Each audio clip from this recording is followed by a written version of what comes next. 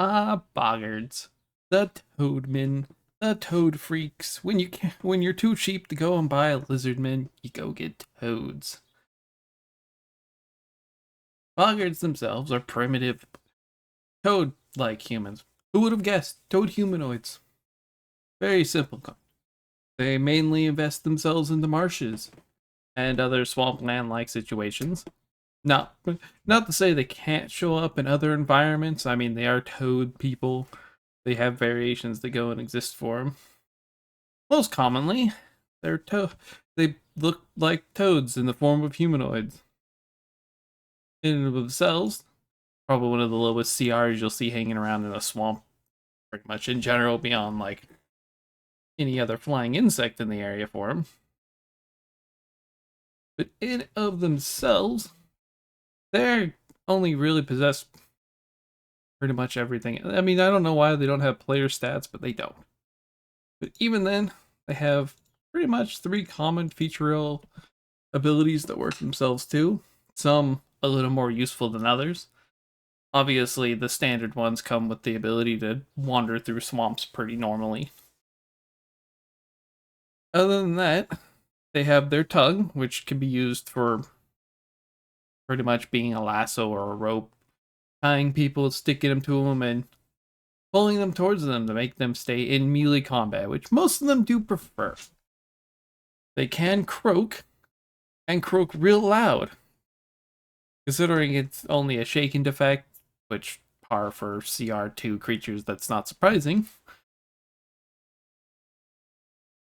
And it's one of the few times where shaken can be moved into frightened through an actual ability. But seeing as they can only use it once per day, or once per hour, I think. Yeah, once per hour, you're probably not worried about that. However, that does vest them nicely into doing, like, intimidation stuff. Intimidate, shaking them, then croak, easy way. But beyond that, they generally come in that nice humanoid toad shape, commonly associated with browns and greens, as with most toads that probably run around anywhere that exist. Ironically, they are fairly muscular and fairly intelligent, surprisingly. Most of them crouch around like frogs and hang out, but tribal wars are pretty common with them considering how disagreeable some of the more savage natures can be. Ironically, as they're called toad folks, they actually look more frog-like than anything else. Which, who would have guessed the toad-like creatures would be mistaken as frogs? Gotta love frogs and toads, mistaken as each other every time. Other than that, it pretty much comes down to they come into their most mainstay establishments being inside of swamps, but they can vary themselves up. Even in colors, they're still essentially frog people more than they are toads. Most of the time, and you probably wouldn't know the difference anyways, considering I think the frog equivalents would be the gillmen, but you never see gillmen coming up in savage territories. And much like frogs and toads, they start their life cycle pretty much identical. They start out as tadpoles in the pond and grow and grow. They're at least conveniently placed inside them because they're not just dropped out in nature. Their birthing pools are in the middle of their villages and left to be taken care of, with the exception of usually the ruler known as a priest king, who in and of itself is born to rule and go for. I mean, commonly associations to it. But they're raised to be growing huge in size and fed special diets of pretty much poisonous butterfly for the more common ones. I'm sure there's other native lands that have other poisonous insects or some other random thing that feeds them and grows, eventually becoming, dangerous. Granted, most of them, it's not guaranteed that they'll get into a priest king to go for. I mean, it's a poison, so if they fail, they fail. If they succeed, then you have one. Granted, most of them don't necessarily succeed. They don't die. You're at least gonna survive the encounter with eating all the blue insects, but trade-off, you unfortunately get to be stunted in growth. Which trading that for death is much more appreciated. Regardless, the societies themselves are run by a priest king of the tribe that survives, known as a swamp seer.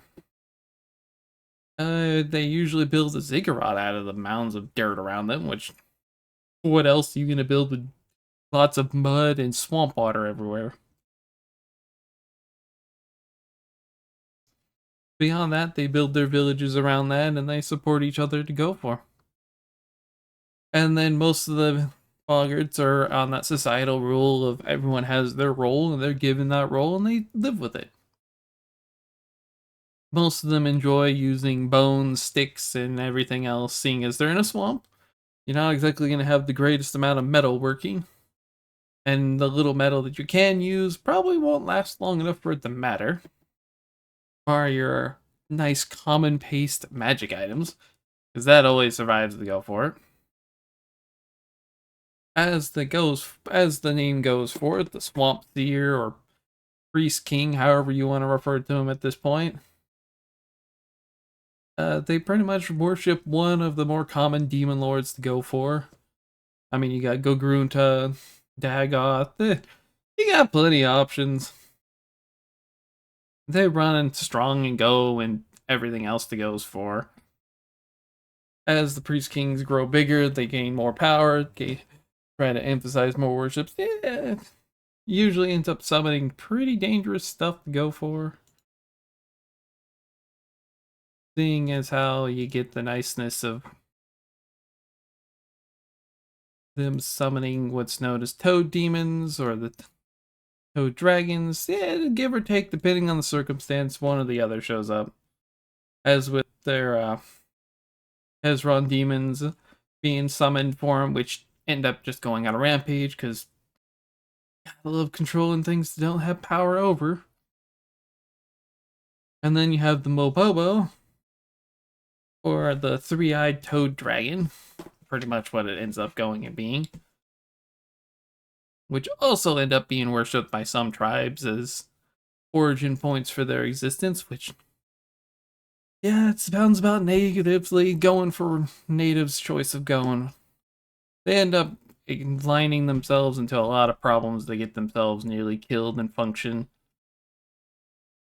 Beyond that, the only other real natives that go and exist for them is occasionally they'll ally themselves with chuls or froghead moths, which probably is more uncommon than not, but they're usually the biggest and baddest in the area, so you can't blame them. There's even been known to have to somehow tamed wyverns into being allies, so that's always a fun one to find out. Other than that, you can find them pretty much anywhere swamp water exists. As toads be toads, they don't really migrate, they don't travel, they exist, and and at that point, you're gonna see them everywhere you probably don't want to see them. And as opposed to lizard men, who are commonly unassociatedly bad because of bias, these guys generally are bad. They worshipping evil deities tend to do that. I mean, they go from anywhere from flat out and inside the Sodden lands, all the way out to literally going into the Zayud areas. Even the Lamastins end up worshipping them, even if they misunderstand them from being toads to being lizards to being kappas. They have whole varieties for it. But beyond that, they pretty much live as toad savages in the swamps.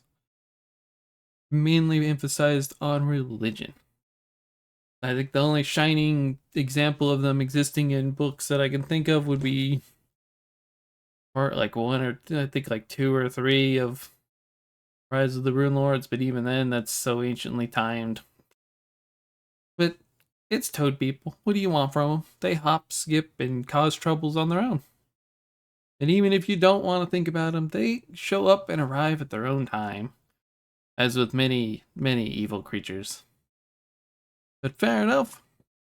Up until next week, when I decide on what I want to go blindly to poke and fun at, I will see you next time. Bye bye!